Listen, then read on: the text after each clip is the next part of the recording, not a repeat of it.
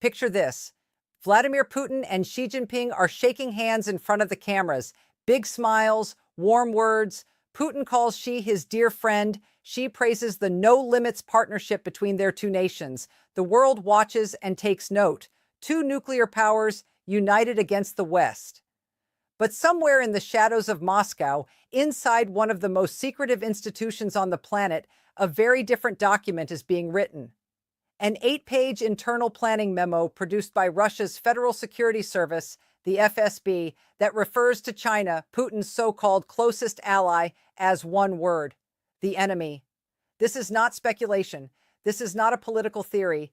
This is a leaked, authenticated intelligence document verified by 6 separate Western intelligence agencies and first reported by the New York Times in June 2025. And what it reveals is nothing short of extraordinary. Because while Russia has publicly leaned on China harder than at any point in modern history, its own intelligence apparatus has been quietly preparing for the day when Beijing turns on Moscow, and possibly already has. This is the story that the Kremlin absolutely does not want you to hear. So make sure you stay until the very end, because every single layer of this analysis is more shocking than the last. And if you haven't subscribed to World Brief Daily yet, now is the perfect time. Hit that subscribe button and the notification bell right now so you never miss a story like this one. Let's start from the beginning. When Russia launched its full-scale invasion of Ukraine in February 2022, the geopolitical consequences were immediate and severe. Western nations moved in lockstep, cutting Russia off from the global financial system, freezing hundreds of billions of dollars in Russian assets, and imposing thousands of sweeping sanctions designed to strangle Moscow's economy. In a matter of weeks, Russia became the most sanctioned country on earth. And yet, Russia survived. Not because of its own resilience, but because of one country that refused to join the economic war: China. Beijing became Moscow's single most important lifeline. China absorbed vast quantities of Russian oil and gas at a time when European buyers were walking away. According to Bloomberg, China's imports of Russian crude surged to record levels through 2023, often at steep discounts that both sides quietly agreed upon. Beyond energy, the trade relationship between the two exploded in scope and scale. As reported by Reuters, Chinese exports to Russia surged nearly 47% in 2023 alone.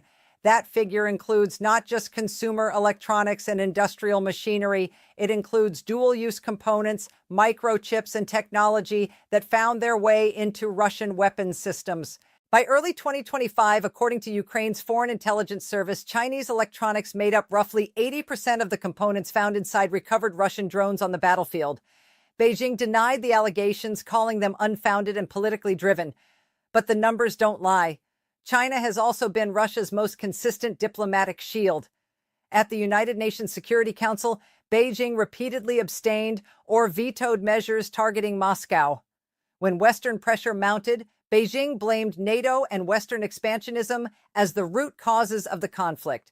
So on the surface, the partnership looks solid, ironically unshakable. But inside Russia's counterintelligence headquarters, a very different picture was being drawn. Just 3 days before Putin gave the order to invade Ukraine, the FSB quietly activated a new covert operation. It was codenamed Entente 4. And here's what makes that name deeply ironic. The word Entente refers to a diplomatic agreement between friendly powers. But this operation had nothing friendly about it. Its sole mission was to counter Chinese espionage inside Russia. The 8-page planning document that described this operation was produced by the FSB's 7th Service, the unit specifically tasked with counterintelligence operations against Asian countries, with China as its primary target. The document was obtained by a cybercriminal syndicate called Ares Leaks, which posted images of it on Telegram. The New York Times then shared it with 6 Western intelligence agencies, all of which assessed it to be genuine. And what it contains is remarkable.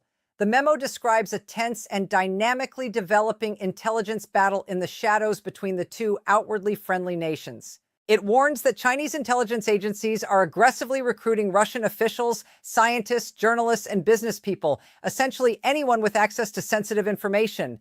And critically, the document instructs FSB officers to never, under any circumstances, publicly refer to China as a threat, because doing so, the memo notes, could generate media headlines with negative consequences for bilateral relations. In other words, the Kremlin knows what's happening. It just cannot afford to say so out loud. But to truly understand why China and Russia remain secret enemies despite their very public alliance, we need to go back, a long way back, because this rivalry is not new. It is centuries old, and the scars it left have never fully healed.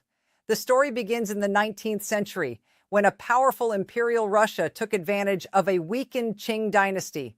Through a series of what China still calls unequal treaties, Russia extracted enormous territorial concessions. The 1858 Treaty of Aigun and the 1860 Treaty of Peking combined to transfer more than 1 million square kilometers of territory from China to the Russian Empire. This included the entire Primorsky Krai region and, critically, the Pacific port city of Vladivostok, a city whose very name in Russian means ruler of the East. In Chinese, that same city was historically known as Haishanwai, and China has never forgotten. These land losses became a core part of what Chinese historians call the Century of Humiliation, a painful period during which foreign powers stripped China of its sovereignty, its territory, and its dignity. Russia was one of the primary architects of that humiliation. Fast forward to the 1950s. Mao Zedong had just established the People's Republic of China. Stalin was still alive. Both nations, bonded by communist ideology and united in their opposition to the capitalist West, pledged brotherhood. The Soviets sent economic aid, military technology, and engineers. They helped build China's industrial base from the ground up, but it did not last. By the 1960s, the cracks had become chasms. Mao rejected peaceful coexistence with the West. The Soviets viewed Mao as dangerously reckless and unpredictable. Ideological insults escalated into official condemnations. And by 1969, the rivalry exploded into open military conflict along the Ussuri River. Violent border clashes so intense that both sides reportedly began planning for nuclear escalation. The world came terrifyingly close to a nuclear war between two communist powers. The Sino-Soviet split left a wound that decades of handshakes and summit meetings have never fully closed. Relations eventually normalized in the late 1980s. A formal border agreement was reached in 2004, but the distrust, particularly inside Russia's intelligence community, never disappeared. And as we now know, it is very much alive inside the FSB today. Here's where it gets deeply interesting. Because one of the central drivers of modern Russian anxiety about China has almost nothing to do with ideology or military posture. It has to do with geography and demography, and the numbers are staggering.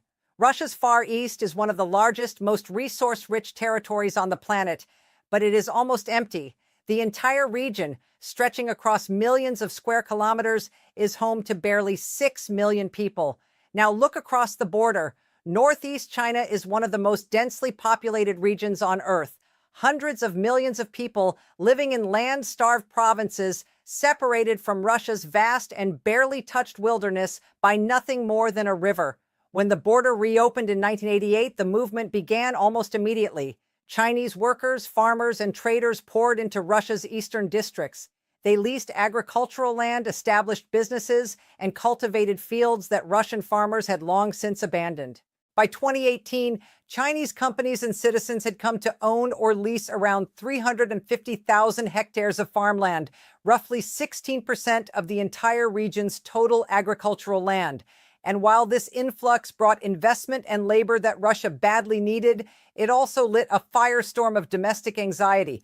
Russians accused Chinese migrants of taking jobs, extracting Siberia's natural wealth, and quietly occupying territory that Russia supposedly controlled. By 2017, even after a decade of publicly declared strategic partnership between Moscow and Beijing, a poll found that half of all Russians surveyed believed China's growing presence posed a genuine threat to Russia's territorial integrity. Half. Before we go any further, if you're finding this analysis valuable, please hit subscribe and turn on notifications for World Brief Daily right now. We cover stories like this every week, the kind of deep dive geopolitical analysis you won't find anywhere else. Now back to the shadow war. The leaked FSB document doesn't just confirm Russian anxiety about Chinese espionage, it maps out in specific operational detail exactly what China has been doing, and the picture it paints is alarming. According to the memo, as cited by the New York Times, Chinese intelligence activity inside Russia exploded almost immediately after the Ukraine invasion began in February 2022. Chinese officials from military, security, and defense sectors began flowing into Russia in large numbers. Many arrived under the cover of academic or business delegations, representing defense universities and state-backed research institutions. But their real mission, according to the FSB, was to observe and study Russia's military operations firsthand. Why? Because China's People's Liberation Army has not fought a major war in over 45 years. Their last conflict was a brief border war with Vietnam in 1979. And now, on the battlefields of Ukraine, there is an unprecedented real-world laboratory. Western weapons systems, Javelin anti-tank missiles, HIMARS rocket artillery, Leopard tanks, air defense technology are being tested against a major conventional military force in real time. For Chinese military planners thinking about a potential future conflict over Taiwan, this is invaluable data. Data they could never obtain any other way. But beyond battlefield observation, the FSB document details something even more troubling. Chinese operatives were also actively attempting to recruit Russian insiders as paid intelligence sources. Scientists, defense officials, journalists, business people, anyone with access to sensitive technology or classified programs. The recruitment methods, as outlined in the memo, were sophisticated and layered. Financial inducements came first, business deals, personal payments, future employment prospects. If those failed, operatives would shift tactics and begin exploiting personal vulnerabilities, marital problems, financial stress, political grievances, anything that could create a crack in someone's loyalty. The primary targets, according to the FSB, were Russia's aerospace and defense industries, and more specifically, a set of very particular specialists that China desperately coveted: pilots, aviation engineers, weapons designers, propulsion specialists, and experts in aerodynamics, flight control systems, and missile technology, fields where China has historically lagged and urgently wants to close the gap. One of the most extraordinary details in the leaked document involves the Ekranoplan program. These were enormous Soviet-era ground effect vehicles, essentially giant high-speed aircraft designed to skim across the surface of water at low altitude. Russia had canceled the program decades ago. But Chinese intelligence specifically identified former Ekranoplan engineers as high-value recruitment targets, calculating that their canceled careers and potential financial difficulties would make them uniquely vulnerable. This is the level of operational sophistication we are talking about. Chinese intelligence was not just throwing a wide net, it was conducting precise, targeted recruitment based on a detailed understanding of Russian bureaucratic and industrial history, and the operations were working.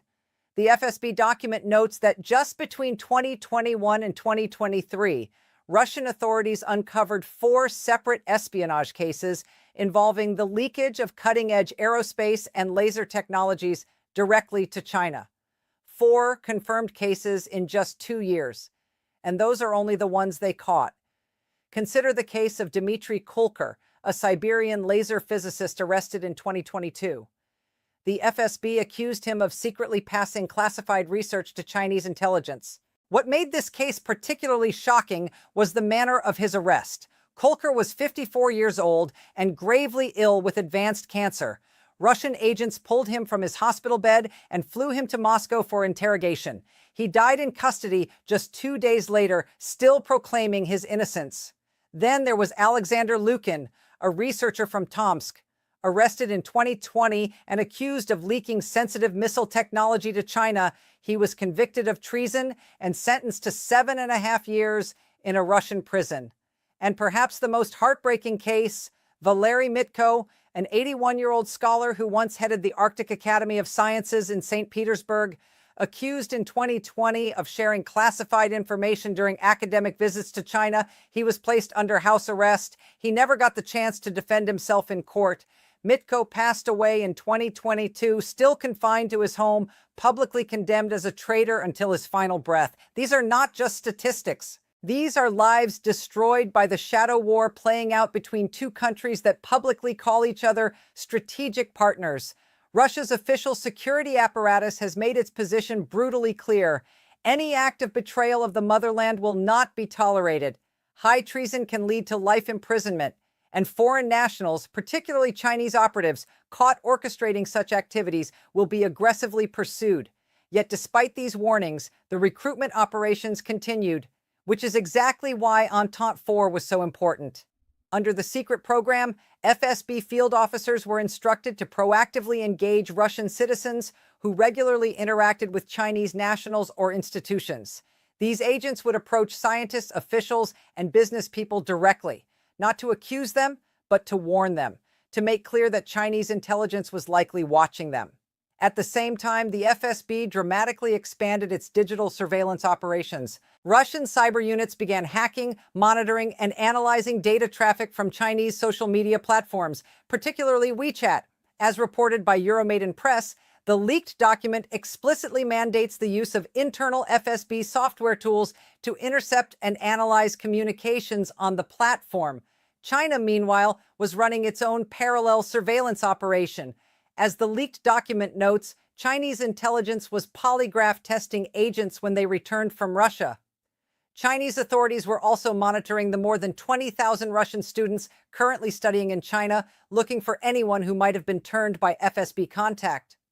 Mutual surveillance, mutual distrust, a shadow war hidden beneath the diplomatic smiles. But there is another dimension to this rivalry that goes beyond espionage. It is about something Russia has always considered the bedrock of its strategic identity, its military technology. Because China didn't just spy on Russia's defense industry. For 2 decades, it systematically dismantled it. Throughout the late 1990s and early 2000s, China was Russia's single largest arms customer. At the peak, over 80% of China's imported military equipment came from Russian factories. Arms sales were a pillar of the bilateral relationship, but China had a plan that Russia either didn't see coming or chose to ignore. Beijing would purchase small batches of advanced Russian military systems, just enough to tear them apart and study every component. Engineers from Chinese defense manufacturers would reverse engineer every circuit, every propulsion mechanism, every guidance system. Then China would build its own version in its own factories at lower cost. The Shenyang J-11B fighter jet is a textbook example. To the untrained eye, it looks almost identical to Russia's Su-27 flanker because it essentially is a copy. The same applies to China's HQ-9 long-range surface-to-air missile system, which bears a striking resemblance in both design and capability to Russia's S-300, and Chinese naval warships have replicated Russian hull designs and internal technologies with a precision that goes well beyond coincidence. By 2019, this industrial theft had become so blatant that Rostec, Russia's state defense corporation, could no longer stay silent. The company's head of intellectual property went public with a number that shocked the Russian defense establishment. Over the previous 17 years, Russia had officially documented more than 500 separate cases of China illegally copying Russian military equipment. 500 documented cases. As reported by United 24 Media, the consequences were devastating. After 2009, China's arms imports from abroad shrank by roughly 40%. And Russia's share of that smaller pie dropped from approximately 85% to barely 68%. Russia didn't just lose sales. It watched a grateful customer transform into a direct global competitor, one that was undercutting Russian prices in markets from Africa to Southeast Asia. The Kremlin tried to respond. Russia deliberately delayed the sale of its Su-35 fighter jets to China for several years, specifically because Moscow feared that Beijing would immediately begin reverse engineering them the moment they arrived. And even then, Russia was cornered. After the annexation of Crimea in 2014 brought the first wave of Western sanctions, Putin needed Beijing's money and diplomatic cover badly enough to accept Chinese technology theft as the price of partnership. As noted by Alexander Gabuev of the Carnegie Endowment for International Peace, who spoke with the New York Times, Putin believes he can go much deeper into the Chinese embrace. It's not risk-free, but he has calculated that it is worth it. That calculation may be getting harder to maintain. Because beyond espionage and technology theft, there are two geographic fault lines where Russia and China's interests are directly colliding, and both will shape the 21st century. The first is Central Asia. For nearly 2 centuries, Russia dominated this region, first as an imperial colonizer, then as the heart of the Soviet Empire. Even after the USSR collapsed in 1991, Moscow fought to maintain its grip on the 5 Central Asian republics through economic dependency, political pressure, and military bases. But China has been systematically displacing Russian influence through its Belt and Road Initiative. Hundreds of billions of dollars in Chinese investment have flowed into Central Asian highways, railroads, pipelines, and energy infrastructure. By 2020, China had officially overtaken Russia as the primary trade partner for every single one of these 5 nations. For years, Beijing claimed it was not competing politically with Moscow in Central Asia. China focused on economics, Russia focused on security, an implicit division of labor that kept the peace between them. But that arrangement is now shifting. In 2023, China hosted the China Central Asia Summit in Xi'an. All 5 Central Asian presidents attended. Xi Jinping personally welcomed them. Russia was not invited. Moscow watched from the outside as Beijing used cultural diplomacy, historical symbolism, and economic muscle to claim the mantle of Central Asia's most important partner. The leaked FSB document confirms that Moscow noticed and was alarmed. According to the memo, Beijing has launched a new strategy to expand Chinese soft power in Central Asia, implementing it through what the document calls humanitarian exchanges, Confucius Institutes, scholarship programs, Chinese language media outreach, and cultural promotion activities designed to win hearts and minds away from Russia. And China is stepping into security roles as well. As reported by Intel News, Beijing has established a counterterrorism outpost in Tajikistan and has supplied drones to multiple Central Asian militaries. China is now a security player in Russia's backyard, too. The second geographic flashpoint is the Arctic. Russia has the largest Arctic coastline of any nation on Earth, more than 24,000 kilometers. For decades, Moscow has poured resources into the Northern Sea Route, a maritime corridor that, as Arctic ice continues to melt, is rapidly becoming one of the most important shipping lanes on the planet. According to the U.S. Geological Survey, the Arctic seabed holds an estimated 48 billion barrels of oil and 43 trillion cubic meters of natural gas. The Northern Sea Route can cut travel time between Europe and East Asia by approximately 2 full weeks, compared to the traditional route through the Suez Canal. China wants in. Beijing has formally declared itself a near-Arctic state, a designation with no basis in international law, but which signals its intent to be involved in Arctic governance and resource development. China wants access to the Northern Sea Route to slash its shipping costs and reduce its dependence on vulnerable maritime choke points in the South China Sea. Russia was historically resistant, but then the sanctions hit. And suddenly, Russia needed Chinese money and expertise to continue developing its Arctic energy projects. When American oil services giant Baker Hughes withdrew from Russia's Arctic LNG-2 development project following the invasion of Ukraine, it was Chinese partners who stepped in to keep the project alive. The leverage had shifted, and the FSB document makes clear that China understood this perfectly and exploited it deliberately. Even more alarming, the leaked memo alleges that Chinese intelligence has been using Arctic research stations, scientific icebreaker expeditions, and mining companies as cover for intelligence-gathering operations. As quoted from the document and reported by Kyiv Insider, Chinese intelligence conducts espionage in the Arctic using mining companies and university research centers as cover. Officially scientific.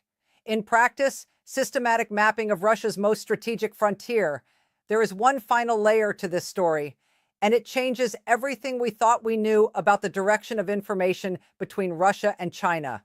The leaked document does not just portray Russia as a defensive player trying to stop Chinese espionage. It reveals that Russia has been actively trying to manipulate what China knows. According to reporting by AI Discoveries, the memo describes a calculated FSB strategy to feed Beijing selectively positive information about Russia's performance in Ukraine, shaping China's perception of the conflict to prevent Beijing from losing confidence in Russia's military capabilities. Think about what that means. Russia is worried that if China sees how badly the war is actually going, Beijing might reduce its support or begin positioning itself as the dominant partner. So the FSB has been running a quiet information operation, not just against China's spies, but against China's strategic decision-making itself, maintaining the illusion of Russian strength so that Chinese support continues to flow. In geopolitics, there is a word for that: deception. And Russia is deploying it against its most important partner. Now step back and look at the full picture. You have two nuclear powers publicly declaring unlimited friendship, signing energy deals, conducting joint military exercises, coordinating votes at the United Nations, and simultaneously, you have their intelligence services locked in a covert war with each other, recruiting each other's scientists, hacking each other's phones, mapping each other's most sensitive territories, polygraph testing agents returning from each other's countries. This is not an alliance. This is a marriage of mutual dependency held together by a shared adversary. And the moment that shared adversary is no longer enough to bind them together, the relationship will fracture along lines that have been cracking for centuries.